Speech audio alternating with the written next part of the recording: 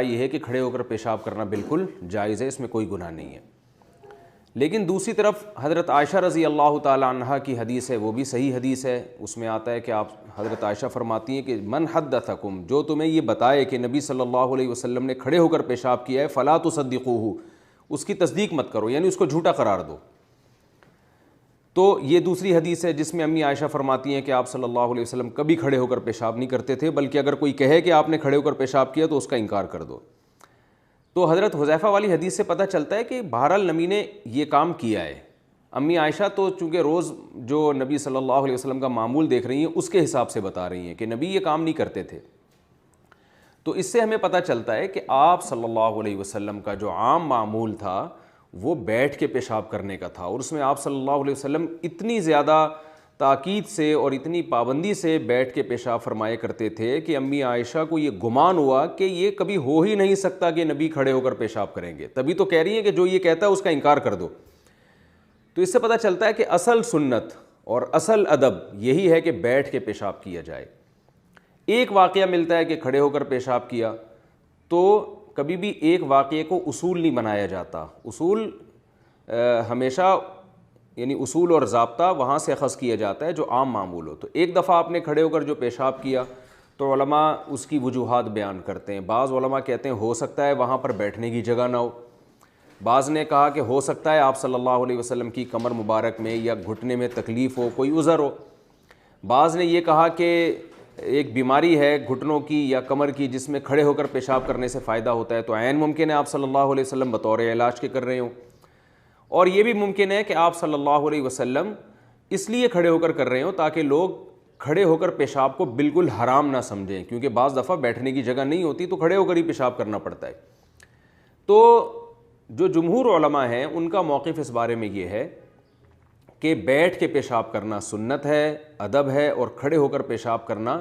خلاف سنت ہے، مکروہ ہے، ناپسندیدہ ہے، کیونکہ آپ صلی اللہ علیہ وسلم کا یہ معمول نہیں تھا۔ اور اگر کھڑے ہو کر پیشاب کرنے میں چھینٹے پڑنے کا اندیشہ ہو تو پھر تو یہ بالکل ناجائز ہے، حرام ہے، کیونکہ آپ صلی اللہ علیہ وسلم نے فرمایا استنزہوا من البول فإن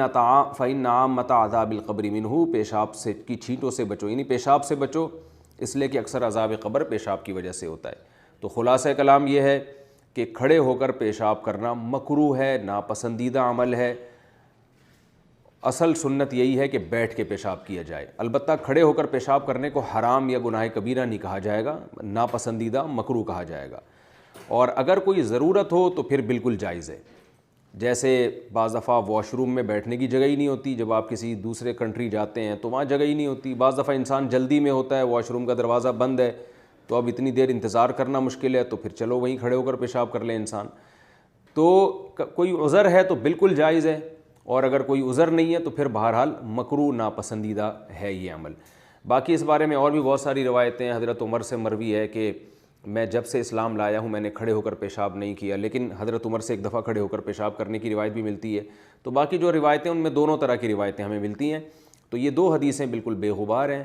ایک کہ نبی صلی اللہ علیہ وسلم نے کھڑے ہو کر پیشاب کیا، حضرت حذیفہ اس حدیث کے راوی ہیں، لیکن ایک واقعہ ملتا ہے، اور دوسرا امی عائشہ جو آپ کی زوجہ ہیں، جو آپ کے حالات زیادہ جانتی ہیں،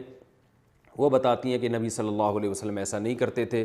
تو اس لیے علماء نے دونوں میں تطبیق دی ہے، اور تطبیق اسی طرح سے دی ہے کہ کبھی کسی عذر سے ہو جائے تو بالکل جائز ہے، بلا عذر یہ کام ناپسندیدہ ہے، مکروہ ہے۔ اچھا ہاں، علامہ یوسف بنوری رحمۃ اللہ علیہ جو بنوری ٹاؤن کے بانی تھے، انہوں نے ایک اور بات یہاں لکھی ہے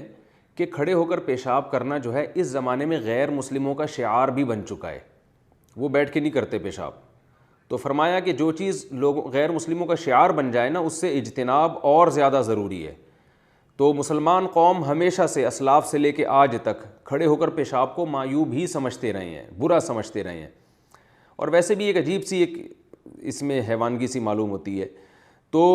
اس لیے انہوں نے فرمایا کہ یہ مسلم قوم کا شعار بھی ہے کہ بیٹھ کے پیشاب کرتے ہیں مسلمان۔ تو جو چیز شعار بن جائے نا، اس کی تاکید پھر اور زیادہ بن جاتی ہے۔ اس میں چونکہ